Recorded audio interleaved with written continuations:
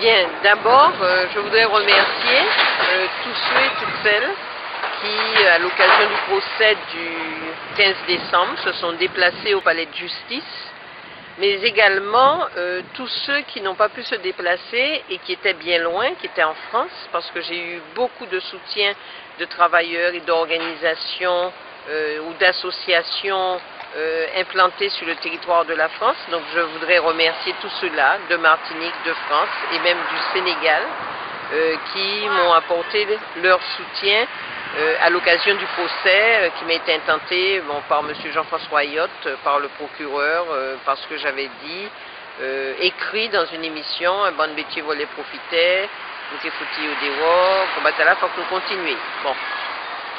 D'autre part, on est en fin d'année. Bon, en fin d'année, on souhaite bien sûr à toute la population et aux cégétistes des vœux de santé. Mais cette fin d'année 2010, elle se termine comment? Elle se termine avec un conflit de Monsieur Bricolage où près d'une centaine de travailleurs ont dû lutter pendant 40 jours pour obtenir 35 € sur 2 exercices. Cette centaine de travailleurs, ils travaillent pour un capitaliste qui a partagé 1 million d'euros au niveau d'un certain nombre d'actionnaires. 1 million d'euros sur un exercice. Cette fin d'année, elle se termine comment? Elle se termine avec 5300 contrats, personnes qui ont des contrats emploi aidé et qui sont inquiets sur leur devenir. Elle se termine comment? Elle se termine avec des hôpitaux, des établissements publics de santé qui sont déficitaires. Elle se termine comment? Elle se termine avec une éducation nationale qui prévoit l'année 2011 de licencier, de supprimer encore plus d'une centaine de postes en Martinique, alors qu'il y a des classes qui n'ont pas été ouvertes et des jeunes qui promettaient, qui n'ont pas pu être inscrits dans la classe qui correspondait à leur niveau, parce qu'on a décidé de ne pas ouvrir ces classes-là. Elle se termine comment? Elle se termine avec des gens qui sont sans un toit, des milliers de gens qui attendent qu'on leur donne un logement. Elle se termine avec des ouvriers du bâtiment qui sont en chômage, qui ne demandent qu'à travailler. Et si je pourrais citer ainsi plusieurs secteurs de l'activité économique où nous voyons des gens qui travaillent, qui ont des salaires insuffisants, d'autres qui sont au chômage, qui ne demandent qu'à travailler. Et puis des dirigeants économiques qui touchent du fric, qui ont leurs comptes qui sont bien remplis. Et puis un État, un chef d'État qui dépense des millions pour pouvoir ne serait-ce qu'entretenir l'avion qui va le déplacer. L'entretien de cet avion, il est supérieur au déficit de l'ensemble des hôpitaux de la Martinique.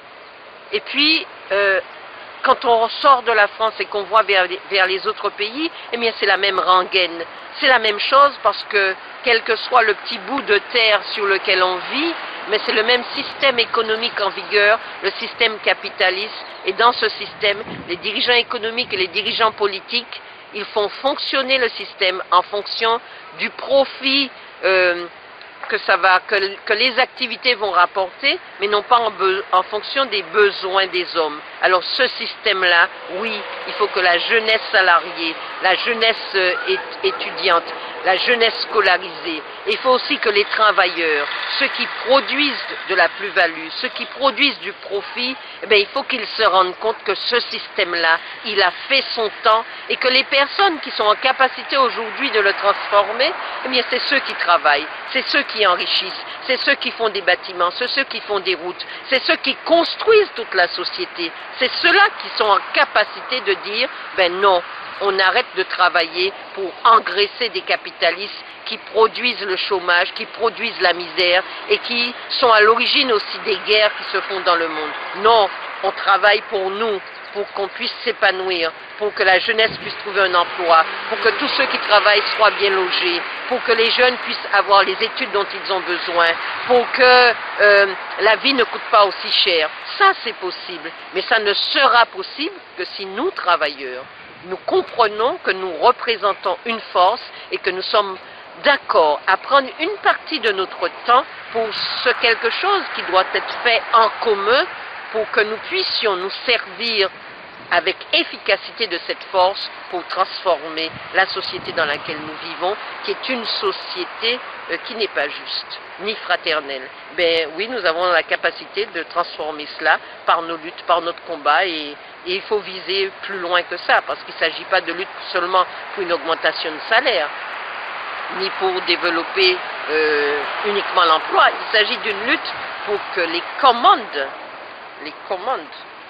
pour être aux commandes de la société. Et pour être aux commandes de la société, cette lutte-là nécessitera une implication de l'ensemble du monde du travail de la Martinique. Mais avant cette lutte pour être aux commandes de la Martinique, nous pouvons être suffisamment solidaires pour pouvoir faire en sorte que les 5300 contrats emploi aidés, qu'ils soient renouvelés et demain pérennisés, non pas en qualité d'emploi aidé, mais en qualité d'emploi permanent et durable.